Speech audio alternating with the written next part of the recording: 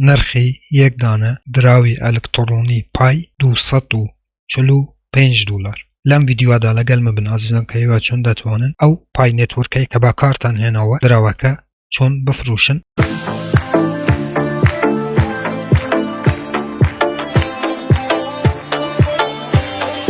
سلاو هاوران یوم لهر شنه بن ساخو سلامت و تندروز بن. برزان لیره چنلی خودان چنلی بده سنان پاره لانترنته که من نیهات موین به شیوه رکوپک همون روزان شنبه، دوشنبه، چهارشنبه و هینی ویدیوکانی سبارت به کریپتوکارنسی یا خود همان دراوی الکترونی لناو ام چنله آپلود یا خود پخش کم. بو اوی زانیاری اولبوار کریپتوکارنسی و هر وها دراوی الکترونی ببامه سروه و هر وها ایوه بتوانه لاری ام چنله و دولاری امریکی بی برانبر و هر وها دراوی الکترونی بدست بهینن. گر هستان لم جوره ویدیوانه یا دتوانن چنله که سابسکرایب بکن زنگوله تنش چالک بکن باوی هر کاتی کم ویدیو یک آپلود تکم یا خود بلاوه کموه یوتوب لاره نوتیفیکیشن و ایوه آگادار بکاتوه و یکم کسبن که بین ویدیو کام ببینن. بله برزانم لماوی یک دو روزه که براستی پای دنگوه کی زور هینا ولا کردستان و زور کس لستادا باوی کیف خوشن که پای نتورک لچن اکسچنج لیست بوا و نرخی پای حتی کو لستادا کامن ام ویدیوی بوی و دروسه کم حتی کو $250 نزدیکی $250 روشتوه. اید خوزگه و با رزانم منیش بخوای حزم لیا که خلکی هرمی کردستان که چند سالی که بشتاریان لپای نتورکی کردوه پای نتورک باو نرخی بفروشه و زوربه و قازانجه کی باج بکن لری پای نتورک و بلام هر لی کم روژه و که ام پروژهات پیش 3 سال لما و برمن او پروژه هم داناسی 2 سال و نیو برزانم ببونن 3 سال نه 2 سال و نیو من یکم جار بشاریم لو پروژه نکرد چونکه حتی کو استاک او دقش بوه و من ویدیو دروسه که من ایمان یا خود باورم باو پروژه نیه. بلام زور کساله بوچی استاله بلام زور کساله کاته که من باوریم باو پروژه نیه بوچی لاستادا لکوین مارکت کپ ولا چند اکسچنجک لیست بوه که براستی زور هاوره کامنت و مسیج یان بو منارد منیش به پیویست مزانی که ویدیوهای کی تر لسر پای نتورک دروس بکم هر وکو که دینا ناو مرجع دراوه الکترونیا کان که اویش کوین مارکت کپه هر وکو دبینن که لیرانه پای نتورک با $241 یک دانه پای نتورک با $241. پیشوی عزیزانه چین سر بشی مارکت هر وکو بینن که پای نتورک لچن اکسچنج کلیس بوا وکو بیت مارت هوبی و چند اکسچنجی تر که گوایا لوی استا با $236 تو دتوانی یک دانه پای بفروشی. برزانم خودی تیمی پای نتورک هاتیه اعلان کردوه که ام پای نتورکی کلناو کوین مارکت کپا پای نتورکی کی فیکه و تا هیچ آگیان لو نرخی نیه اگریش پای نتورک لیستاد همان پای نتورک به که ایوه استفاده لیکن و کوتان کردی توا دا برون نگ با $241 برون بومن با 50 سنتی بفروشن لناو او اکسچنجانه که گواه اوانه پای نتورک لناو یان لیست بوه دا برون با 50 سنتیش بفروشن من وعد به اگر با 50 سنتی او پای نتورک هتان فروشت من 200 جا اونده پارتانه دمه او پای نتورکی لیرانه لیست بوه دنگوه کی زوری لکلسانه اینا دا برون او اکسچنجانه برون بشاری بکن اگر او پایتان با 50 سنتی فروش من 200 قاد 300 قاد پارتان ویده دموه وعد به واتا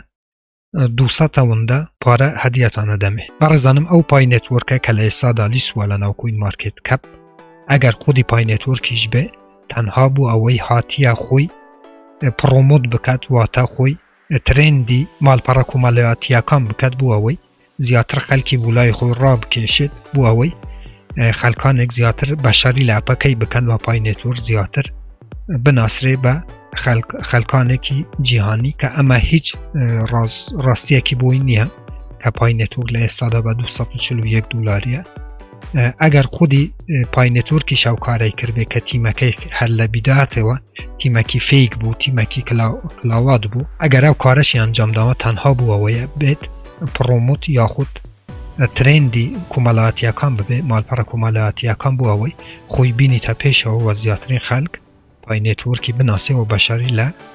ئەپەکەی بکە کە هەر پێم وایە هەر 24 کاتژمێر جارێک ئەتوانن داگیرسێنم بوو ئەوەی پای نێتوەرکتان بداتێ و دوایمیش ئازیزان ئەگەر بەڕاستی پای نێتوەرک ئێستا نرخەکەی بەوەندەی بێ ئەگەر هەموو پارەی کوین مارکێت کەپی بدەنە پای نێتوەرکی کە ئەو هەموو خەلکەی ئەو هەموو پای نێتوەرکەی کو کردیتەوە دیسانەوە بەشی ئەوەی ناکات کە پای نێتوەرکەوەندە پای دایتە یوزێرەکان یاخود کاربەرەکانی واتە شتێکی زۆر ناماقولە ئازیزان کە لە ئێستادا پای نێتوەرک واتە هەیە کە 200,000شی کو کردیتەوە 200,000 یەک دەقە بەڕێزانم یەک شخصیالێن بوو نمونە 200,000 پای هەیە لە ئێستادا باشە لێک بدەینەوە بزانین چۆن دەبێ باشە 200,000 پای نێتوەرک باشە جارانی بە چەندیە 241 دلار یەکسانە بە 48 میلیۆن دلار 48 میلیۆن دلار بەڕێزانم واتە ئەو کەسێک کە لە ئێستادا 200,000 پای نێتوەرکی هەیە پارەکە یەکە 48 میلیۆن و 200,000 دلار بەڕاستی خۆتان فکر لێ بکەنەوە شتێکی ماقولە کە پرۆژەکانی وەکو باینانس وەکو ئەسێریۆم چەند ساڵێکە هاتوونە لە ئێستادا ئەسێریۆ باینانس هەر بە 240 دلاریە چۆن دەبێ پای نێتوەرک کە ماوەی شتێکە کە بەلاشی دایتە خەلکی و بەم شێوەیە نرخەکەی بە 241 دلاری بێت زانی 48 میلیۆن و 200,000 دلار چەند دەفتەرەکە بەڕێزانم نزیکەی 4,800 دەفتەریەکە واتە یەک نەفەر ئەگە هەتاکو ئێستا لە 3 ساڵی ڕابردوودا پای کوی کردیتەوە یاخود لە کەسانێکی تر کڕیوە کە 200,000 هەیە ئێستا ئەگەر بە قسەی ئەوەی ئەو نرخەی بێ بە قسەی تیمی پای نێتوەرک بێ ئێستا ئەبێ ئەو کەسە خاوەنی 4,800 دەفتەری بێ کە ئەو شتێکی ناماقولە با لێرانە لەبیر نەکەم بەڕێزانم تێبینیەکی تریشم هەبوو ئەگەر پای نێتوەرک بەو نرخەی بێ ئێستا ئەبێ مارکێت کەپی نزیکەی لایەنی کەم نزیکەی 100 ملیار دلاری بە باشە بووچی لێرانە مارکێت کەپی هەر پێشان نادە تەماشا بەڕێزانم ئەوەی باش بزانن کە لە ئێستادا ئەم پایە فیکە کە لێرانە بە 200 و تەماشا نرخەکەی دابەزی 222 دلار پێشانەدە و وەڵۆمی 24 کاتژمێری ئێستا ئەبێ چوو بە نزیکەی 30 میلیارد دلار بەڕێزانم ئەمە هیچ ئەسڵ ئاساسی بووی نییە ئەو پایای نییە کە ئێوە فکرتان لێ کردیتەوە و دڵنیابن لەوەی کە ئەم پای نێتوەرکە بە 30 سنتیش لە ئێستادا نافرۆشرێت بەڕێزانم هەروەکو گوتم با ڤیدیۆکەی درێژەی پێنەدەم ئەو پای نێتوەرکەی کە تیمەکەی لێرانە لیست کردووە تەنها بوو ئەوەیە خۆی بناسێنی زیاتر بە خەڵکانێک و لێرانە چەند سەرڕافێکی سینین نرخیاندانەوە لە ناو سەرڕافی خۆوان دابڕۆن ئەگەر